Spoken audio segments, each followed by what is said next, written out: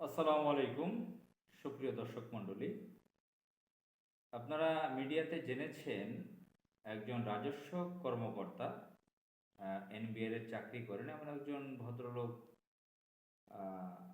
৭৮,০০০ টাকা তিনি বেতন পান। ৭৮,০০০ টাকা বেতনের একজন সরকারি কর্মচারী, তার ছেলে ১২ লক্ষ টাকা দিয়ে একটি ছাগল কিনেছেন। কোরবানির সময়ে কোরবানি দিবেন এমন আমরা জেনেছি। এছাড়াও ৫৬ লক্ষ টাকা দিয়ে আরও দুটি গরু কিনেছেন। তার তরুণ ছেলে সেগুলো কিনেছেন। ছাগলটি ভাইরাল হয়েছে সামাজিক যোগাযোগ মাধ্যমে। ১৫ লক্ষ টাকা ছাগলটার দাম হাঁকা হয়েছিল, দাম চেয়েছিল, তিনি ১২ লক্ষ টাকায় কিনেছেন। আমরা গণমাধ্যমে আরও জেনেছি এই এনবিআর কর্মকর্তা কর্মচারীর ছেলে ৬০ লাখ ৭০ লাখ টাকার গরু কিনে কোরবানি দেয় প্রতি বছরই।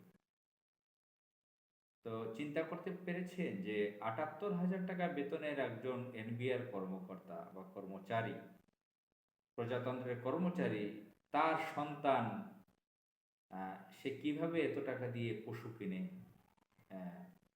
সেটা কি আপনারা ভেবে দেখেছেন? বাংলাদেশের মানুষের ভ্যাটের টাকা কোথায় যায়, ট্যাক্সের টাকা কোথায় যায়?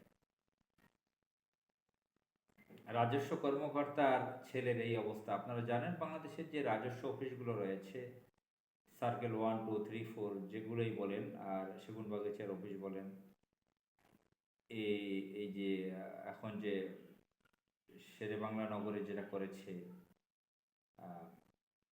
এই যে এনবিআর এর অফিসগুলো, এখানে যারা চাকরি করে অনেকে বলেন যে এখানে যে দেওয়ালেও ঘুষ খায়, টেবিলেও ঘুষ খায়। আমি নিজে এই সমস্ত অফিস টফিসে গিয়েছি, অনেকবার যেতে হয়েছে বিভিন্ন কারণে, আমি ব্যবসা বাণিজ্য করে যেতে হয়েছে।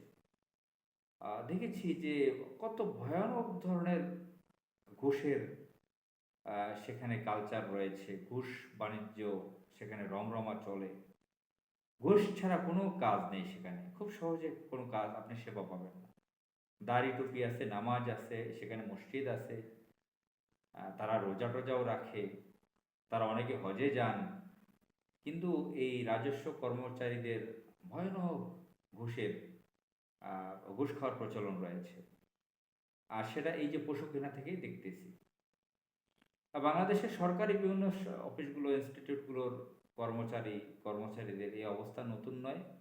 ছিটে ফাটা দু একটা খবর আসে, সেগুলো ভাইরাল হচ্ছে। যেরকম আসাদুজ্জামান মিয়ার খবর আসছে এখন, ডিএমপি কমিশনার ছিল পুলিশের। বেনজির আইজি, আজিজ, এদের ব্যাপারে আপনারা জেনেছেন।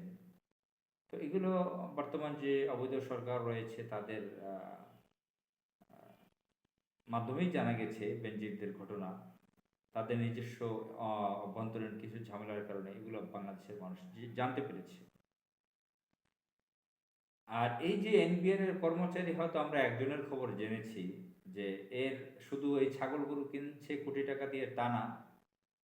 ঢাকায় তাদের একাধিক বিলাসবহুল বাড়ি রয়েছে, শত শত কোটি টাকার সম্পদ রয়েছে। এগুলো কোত্থেকে এসেছে? তো শুধু এনবিআর এর এই কর্মকর্তা নয়, এনবিআর এর বড় বড় অধিকাংশ কর্মকর্তা, যারা অনেকে সৎ থাকার চেষ্টা করে, চাকরি বাঁচাবার কারণে ঘুষ নিয়ে চাকরি বাঁচাচ্ছেন।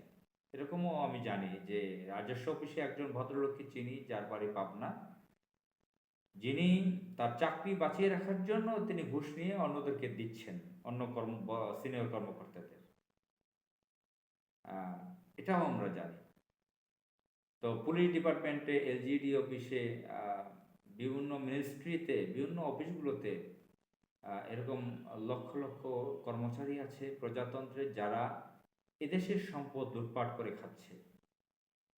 এগুলো বাংলাদেশের নাগরিকদেরকে দেখতে হবে, এদেরকে প্রতিহত করতে হবে, এদেরকে ধরতে হবে। বাংলাদেশের সিটিজেন নাগরিক যারা আছে তাদের ঘুমিয়ে থাকা নয়, তার জেগে উঠতে হবে, এদেরকে ধরতে হবে, বিচার করতে হবে দেশের মাটিতে। আসসালামু আলাইকুম।